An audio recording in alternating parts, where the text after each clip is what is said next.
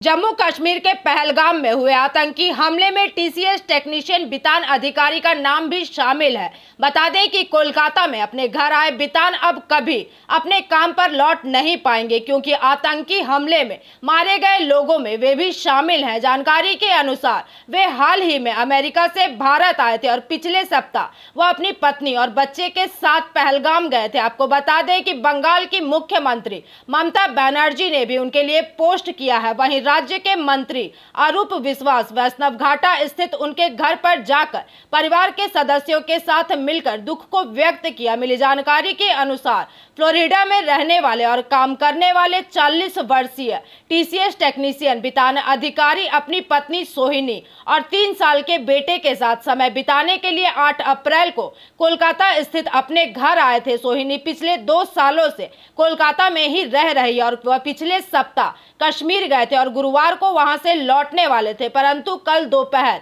बितान को जम्मू कश्मीर के पहलगाम में आतंकवादियों ने गोली मार दी।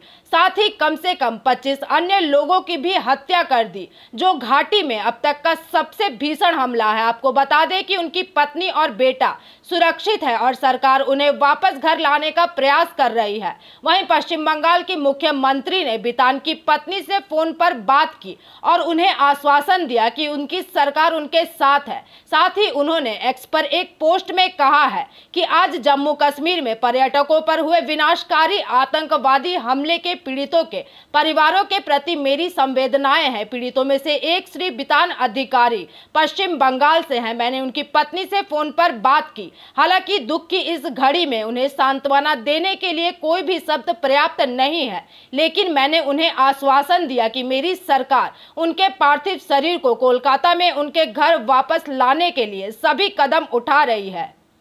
तो निजेरा এখন শোকস্তব্ধ আছেন। আমরা আজকে এসেছিলাম যে তিনি নিহত হয়েছেন, তিনি একজন আইবি অফিসার এই বাগমুন্ডি বিধানসভার অন্তর্গত ঝালদার যিনি আছেন। খুবই দুঃখজনক ঘটনা। আমরা এসেছিলাম পরিবারের পাশে থাকার জন্য, পরিবারের সমবেদনা জানার জন্য, যতটা আমাদের সম্ভব তরফ থেকে আমাদের যদি ওনারা ফোন করলেন বা কথা বললেন না, তারপরে থেকে ফোন করিনি। সকালবেলাও ড্রাইভারের সাথেই আমার কথা হয়েছিল, কারণ ওখানে তো সবার সাথে কন্ট্যাক্ট করাটা অ্যাকচুয়ালি সব নেটওয়ার্ক তো ওখানে চলে না। তারপরে টিভিতে জানা জেনেছি, এই ক্যামেরা থেকে ঘুরুন না। বলছি বিতান অধিকারী কি এখানে থাকতেন?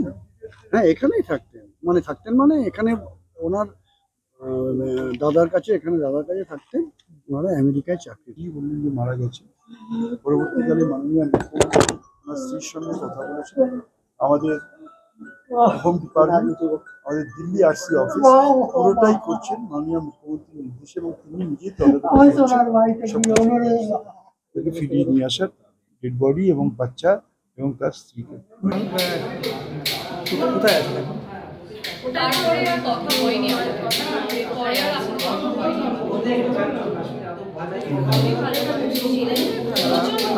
আপনার সাথে কবে লাস্ট দেখা হয়? আমার সাথে যাওয়ার আগেই দেখা হয়। কালকে ঘটনার পর আজকে পরিবারের সাথে দেখা করলেন, কি বলবেন? আমরা এসেছিলাম এই নৃশংস যে হত্যাকাণ্ড ঘটেছে আমাদের এই গতকাল কাশ্মীরে, সে ব্যাপারে আমরা সমবেদনা জানানোর জন্য পরিবারের পাশে এসেছিলাম।